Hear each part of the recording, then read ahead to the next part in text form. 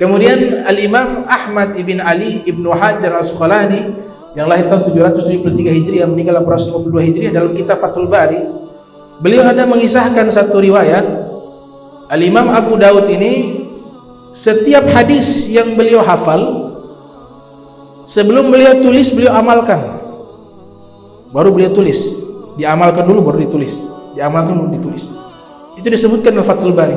Satu ketika beliau naik kapal berangkat, ada penumpang lainnya. Kapal ini mungkin di sungai Efrat atau di mana. Ketika berjalan, di samping ada orang duduk di daratan, di samping kapal ini lewat. Ternyata orang itu bersim ya, bersim ini kan sunnahnya orang yang bersim baca Alhamdulillah, kemudian yang mendengar membaca doa yarhamukumullah. Maka Imam Abu Daud karena berada di atas kapal, beliau ingin menjawab, ini kan sudah jauh, tidak bisa terdengar. Disuruh kapal itu berhenti dulu. Bilang, ini penumpang bilang, kenapa berhenti? Sudah berhenti dulu, nanti saya tambah uang. Tambah uang, bayar tiket, ini tambah plus untuk berhenti sesaat. Mereka tanya, kenapa berhenti? Dia bilang, cepat, buru-buru ini. Karena itu kan tidak mau ada jeda terlalu lama. Dia bilang Alhamdulillah, ini langsung mau dijawab. Maka kapal itu dia bersandar, Imam Abu Daud turun menghampiri orang tersebut di hadapannya, kemudian membaca yarhamukumullah. Dibalas oleh orang yang bersin, yahdikumullah wa yuslih balak. Semoga Allah berikan hidayah kepadamu dan memperbaiki keadaanmu. Sudah selesai itu, beliau naik ke kapal lagi. Mereka tanya, hanya itu? Iya, hanya itu. Kenapa engkau sampai rela turun dari kapal hanya untuk menjawab itu bersin? Dibilang, yang pertama, saya kan ahli hadis. Masa saya meriwayatkan hadis Nabi, saya tidak amalkan isi hadis tersebut? Nabi memerintahkan kalau ada orang bersin baca Alhamdulillah, maka kita menjawab yarhamukumullah. Makanya saya harus datang sana menjawab, karena saya mendengar bacaannya Alhamdulillah.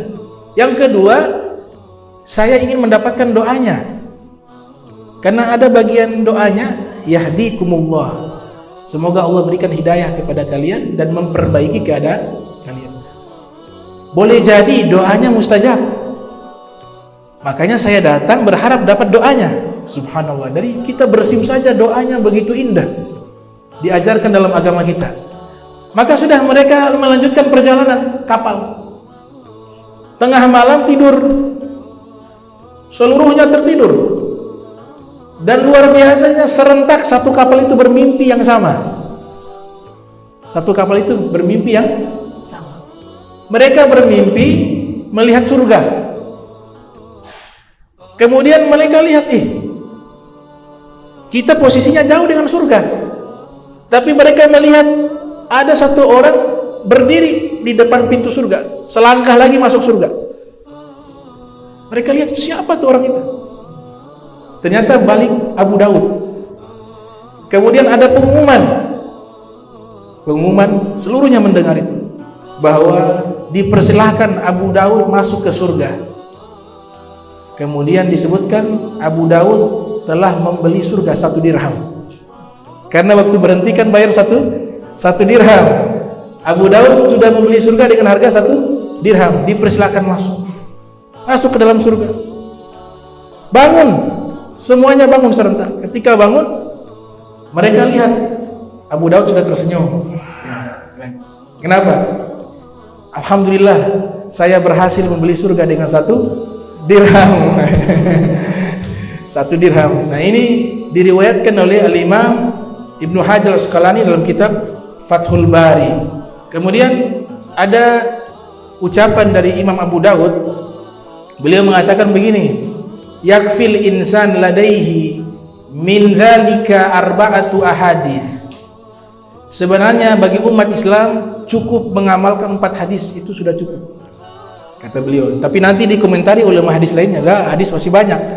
Artinya ini beliau simpulkan, ini 4 hadis pamungkas dari Nabi Muhammad SAW. Yang pertama, innamal a'malu binniyat, setiap amalan tergantung niat. Ini menjadi rujukan para ahli fikih, sehingga seluruh ibadah kita kalau tanpa niat berantakan, tidak sah.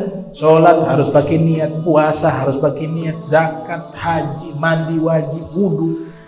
Gara-gara hadis ini, berapa bab fikih membahas ada niat di situ.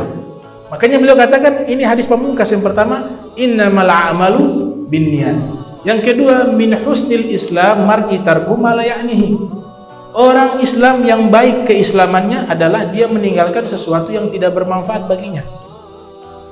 Kemudian hadis yang ketiga itu dikatakan la yu'minu ahadukum hatta yuhibba li akhihi ma yuhibbu li nafsihi. Tidak sempurna keimanan seorang di antara kalian kecuali dia mencintai saudaranya sama seperti dia mencintai dirinya. Kemudian yang keempat, innal halala bayyinun wa innal harama bayyinun wa bainahuma umur mushtabihat. Sesungguhnya halal itu jelas, haram itu jelas, dan di antara keduanya, antara tidak jelas apakah halal atau haram, maka perkara ini namanya syubhat. Kata Imam Abu Daud, kalian pakai 4 hadis ini sudah cukup. Itu nasihat beliau. Kemudian dalam kitab zuhudnya beliau ini ada satu paragraf itu dijelaskan kembali oleh Imam Al-Lais As-Samarkandi. Karena zuhud ini kan sebenarnya obat untuk melawan penyakit cinta dunia. Namanya hubbud dunya, ra'su kulli khatiyah. Namanya az-zuhdu. Kata Imam Ali, za itu artinya tarku zinah, meninggalkan perhiasan yang berlebihan. Kemudian ha itu adalah tarkul hawa, meninggalkan hawa nafsu. Dal itu meninggalkan tarkud dunia, meninggalkan dunia yang melalaikan. Jadi tidak artinya meninggalkan dunia, bekerja berhenti, bukan. Segala sesuatu yang membuat kita lalai kepada kewajiban kita kepada Allah dan lupa kepada akhirat, lupa kepada Nabi Muhammad SAW, lupa kepada perbuatan baik, maka itu namanya dunia. Tapi kalau kita mencari kekayaan, memiliki kekayaan, kemudian kekayaan ini justru mengantarkan kita kepada kebaikan, tidak melalaikan kita, maka ini namanya akhirat, bukan dunia. Karena Nabi Muhammad SAW mengatakan ni'mal mal malu soleh li rajul soleh. Ni'mal mal al malu soleh li rajul soleh. Sebaik-baiknya harta yang baik yang dimiliki oleh orang baik, kata Nabi Muhammad SAW. Di situ ternyata Imam Abu Lais As-Samarkandi mengatakan musuhnya manusia termasuk adalah dunia. Beliau katakan i'lam anna laka, sesungguhnya engkau memiliki arba'ah, 4 minal a'da, daripada musuh. Yang pertama ad-dunya, itu dunia. Yang kedua adalah an-nafsu, yaitu nafsu. Yang ketiga adalah asy-syaitan, yaitu syaitan. Dan yang keempat adalah syaitanul ins, setan manusia. Nah, ini 4 adalah musuh. Dan ini sebenarnya sudah dijelaskan juga oleh Al-Imam Abu Daud dalam kitabnya yang berjudul Az-Zuhdu.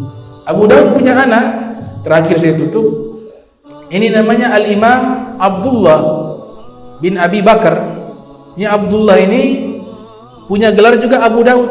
Jadi Imam Zahabi mengumpulkan ulama yang namanya Abu Daud itu kurang lebih ada sekitar 40 orang.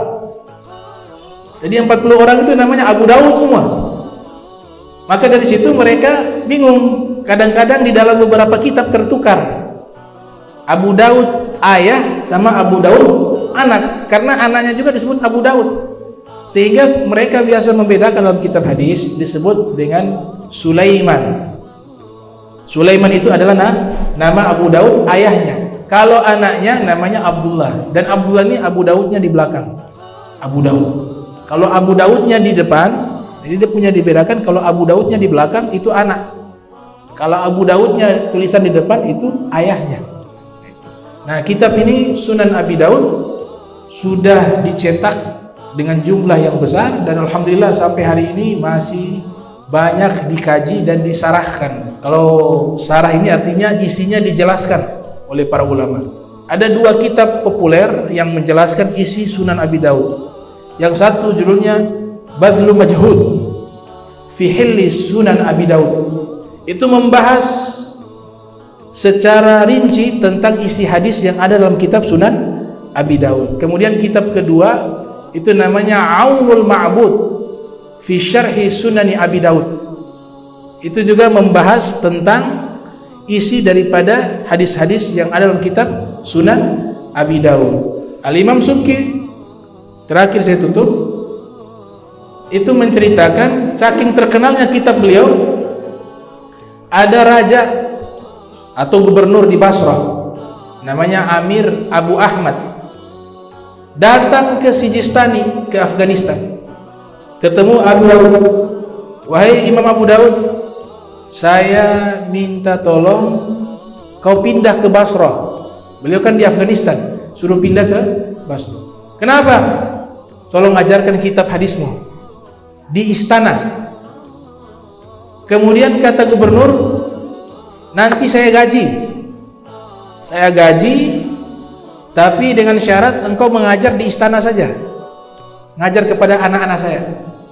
Kata Abu Daud, oh kalau kayak begitu saya tidak terima, karena ilmu ini saya harus ngajar kepada semua umat Islam, gak boleh beda-bedakan. Mana anak raja, anak gubernur, anak ini, semuanya sama.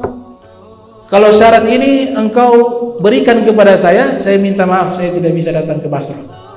Maka gubernur Abu Ahmad namanya, dia katakan kalau begitu baik, engkau silakan mengajar di tempat saya, di gedung saya, tapi boleh tidak dipisah, anak saya dipakai gorden untuk memisah dengan orang lain.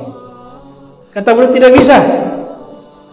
Mau anak raja, anak gubernur, kalau belajar semuanya sama. Akhirnya ini bingung nih gubernur. Baik, sudah saya terima.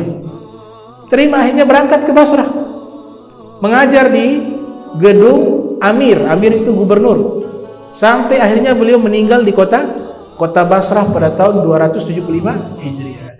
Nah, ini luar biasa adab para ulama, umara dengan ulama. Umara menghormati ulama, ulama menghormati umara. Kalau antum pergi ke Maroko sampai sekarang ini, itu namanya Ad-Durusu Al-Hasaniyah. Itu sudah ratusan tahun itu. Ad-Durusul Hasaniyah itu mereka mengajar ilmu hadis dan ilmu-ilmu agama lainnya di dalam istana raja yang ada di Maroko. Itu kalau kita lihat luar biasa. Rajanya duduk di bawah, yang mengajar hadis kursinya di atas. Raja di lantai, yang mengajar hadis Nabi punya kursi tinggi di atas. Jadi raja tuh duduk, dan di sini jamaah gabung. Sini ulama, raja tempat khusus, tapi posisinya sama, yaitu di lantai. Yang mengajar hadis itu kursinya tinggi.